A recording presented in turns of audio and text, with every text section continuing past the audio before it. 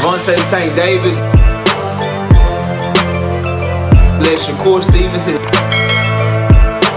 Devin Haney know y'all ain't built like that, bro.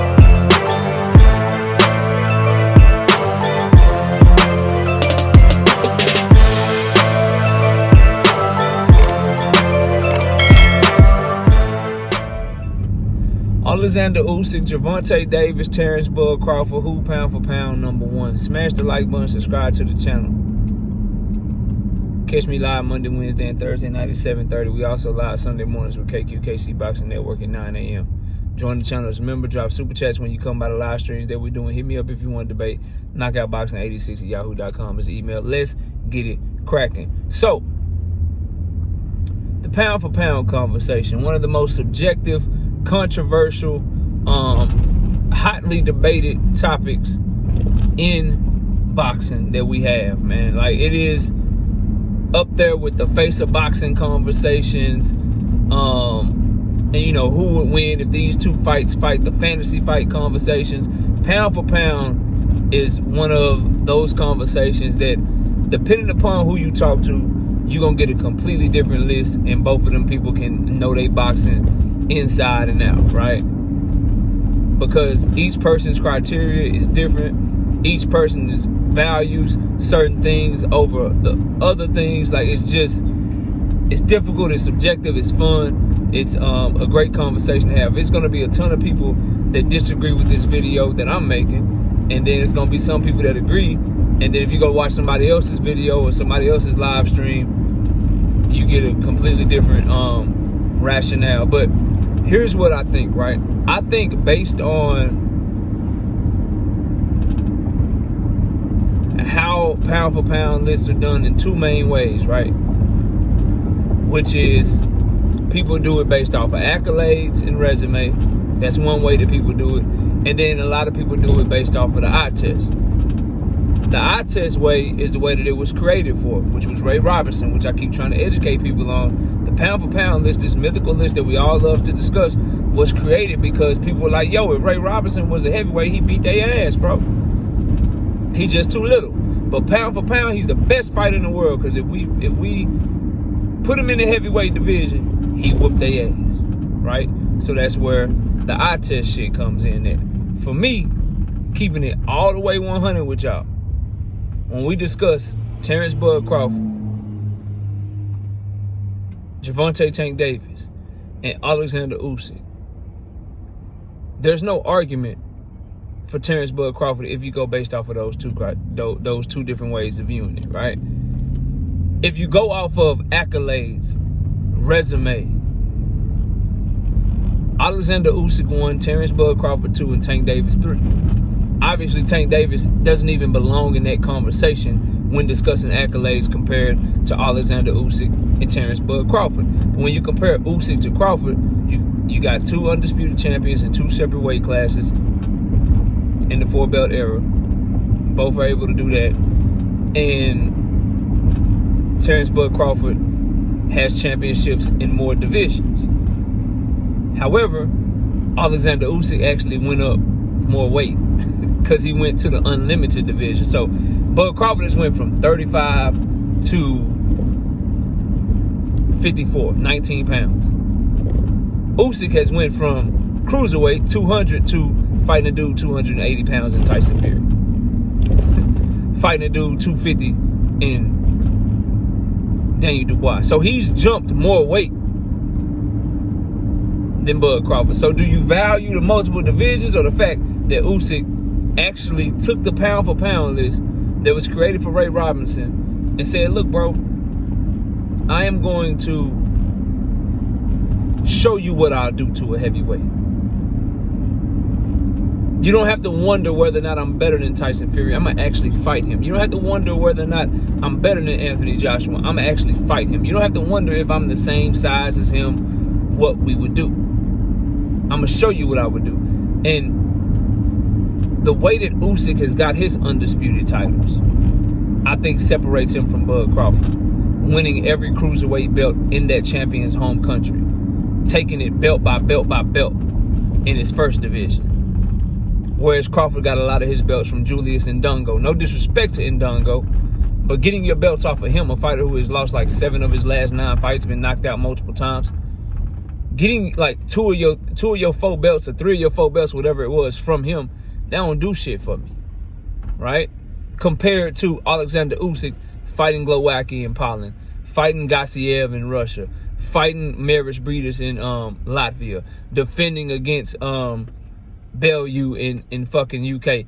Bud Crawford has yet to defend any undisputed crown that he's won. He didn't defend it at 140. He didn't defend it at 147. Usyk has defended it in both weight classes, cruiserweight and heavyweight. So if we just go off of accolades and resume and the difficulty that Usyk had to face, if we're going by accolades and accomplishments and resume on your pound for pound list, you got to have Usyk 1, you got to have Bud 2, you got to have Tank 3. Now people say, well, heavyweight don't belong on the pound for pound list, KO. I get that argument. I understand what you're saying. But this is a dude that doesn't belong in heavyweight. This is a guy that moved up, that was comfortably making cruiserweight, but chose to challenge himself and go into the heavyweight division. So because he moved up, I got to include him in the conversation, which again, I say the list is subjective. If you don't include heavyweights on your list, then Bud Crawford should be your number 1 pound for pound fighter based on accomplishments and accolades, in my personal opinion. But if you're looking at boxing as a totality and you include everyone, and I'm making the exception that Usyk didn't start at heavyweight and he moved up to heavyweight, which is why I include him on mine, but you've never seen Tyson Fury on mine. You've never seen Anthony Joshua on mine, because these guys are true heavyweights that started in the division. I got Usyk number 1, bro. His undisputed run in both weight classes was more impressive. And if you want to talk about Crawford moving up through multiple weight classes, if you break it down to the actual weight, he only moved up 19 pounds. He only moved up 19 pounds. Usyk moved up way more. Way more. By fighting the guys that he fought at heavyweight. Now this goes to the eye test, right? If you do your list on the eye test, Tank 1, Bud 2, Usyk 3. Usyk number 3, nothing pops out, right? The power don't pop out. The performances don't pop out. He's been in a lot of close fights. The Joshua fights were pretty close. The Fury fights, both the first one and the second one, pretty close. Like the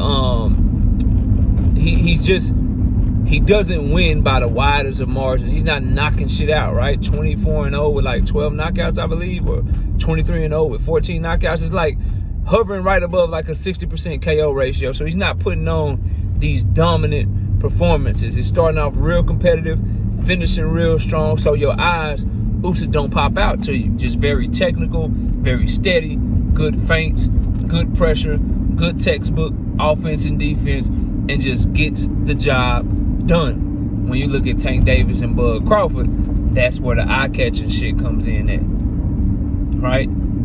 Bud Crawford's time and his creativity, the way that he's able to catch people in between shots, is just a sight to behold. So his eye test is way better than Usyk.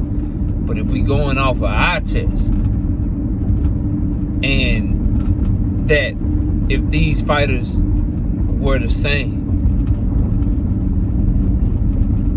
in the same weight class, around the same size, Tank Davis is faster than Bud Crawford. He's more explosive than him. He punches harder than him. His feet are quicker than his.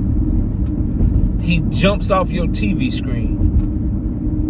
When you watch him fight, and when you look at his highlights, his eye test, he just jumps off way more than Bud Crawford. Oh, well, he ain't fought nobody, KO. Tank ain't fought nobody, KO. Bud Crawford got Earl Spence on his resume. And I give Madrimov credit, because I rate Madrimov higher than a lot of people rate Madrimov at 154 pounds. Other than that, though, where's this overwhelming talent, these overwhelming people that he was doing this shit to? Like, is Mean Machine on a higher level than Mario Barrios? Is what I'm asking, bro. Can you tell me that you rate Ndongo higher than Ryan Garcia?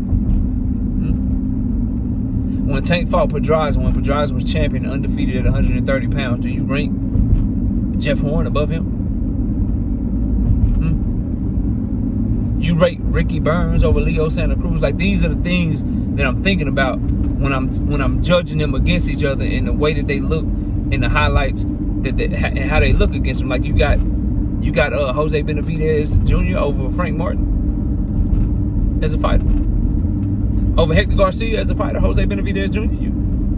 That's what we're doing. So when we look at the eye test, and we basing our pound for pound list off of how they look in the ring and who they're doing it to, I don't see any Terence Crawford highlights that look like what Tank Davis showed me against Leo Santa Cruz. I don't see that shit, bro. I don't see that shit. I don't see how Tank Davis made fucking Frank Martin look. I didn't see that against Jose Benavidez Jr. like that, bro. Tank out here putting dudes to sleep, and it's not just power. People say, oh, it's because of power. You just punch hard, okay? It's power. Bro, this is ring IQ. This is setting guys up, setting traps. Tank Davis sets traps, sets guys up, sees things in the ring every bit as good as Terence Bud Crawford, bro. They fight very similarly with the way that they look to finish guys and get guys the fuck up out of there. The difference is Terence Bud Crawford is longer and Tank Davis is more explosive. That's your difference. And the other difference is Terence Crawford finally got his moment against Earl Spence. Tank Davis had his Ryan Garcia shit, but that's not the one. We know that Shakur is the one. We know that Devin would be one of the ones. We know that Teofimo would be one of the ones. We don't really put Ryan in there. Although he's explosive, although he's fast, although he's powerful, that's the key difference. But overall, Tank Davis didn't look shaky against Jose Pedraza. Look at that eye test for your ass. He didn't look shaky against Pedraza. How Bud had his moments with Mean Machine. When Gamboa was on one leg, when he was on one leg, like people like to say, against Tank Davis, he got put down 4 times and stopped. Benavidez, Bud Crawford couldn't crack that code, put him down, and really start hurting him to the end of the fight damn near. So, to my eyes, and this ain't as a Tank Davis fan, this is just analyzing the sport, Tank Davis looks more explosive. He looks faster. He looks every bit as smart, every bit as dangerous. Looks like he punches harder. He times guys even better because they go to sleep when he hits them. He's accurate as hell. So if we go off eye test between those three and you're doing your pound for pound list based on the eye test, Tank 1, Bud 2, Usyk 3. Now cumulatively, Bud Crawford finished second on both of them. So if you want to say, well, he finished second, he got the eye test and he got the Accolades KO, so I got him number 1. Okay. I won't argue with you there. But people acting like it's so far-fetched for guys like Tank Davis or guys like Oleksandr Usyk to be put above Terence Crawford on somebody's pound for pound list, that's just cap, bro. That's just cap. 2024, who had the better performance? Tank Davis, Frank Martin, or Tank Davis, Madrimal? Or Terence Crawford, Madrimal? 2023. Terence Crawford dominated Earl Spence and stopped him. Tank Davis dominated Ryan Garcia and stopped him. And he also dominated Hector Garcia and stopped him too. Knocked him fucking blind. Just some things for y'all to consider when y'all thinking of shitting on people who got a different argument than you, bro. But y'all let me know what y'all think. Who do you think is pound for pound number 1 in the world right now? And I want you to rank these 3 in order and give you criteria for it. Smash the like, sub to the channel. I'll see y'all soon. Peace. Gervonta, Tank Davis. Let Shakur Stevenson. Devin Haney know y'all ain't built like that, bro.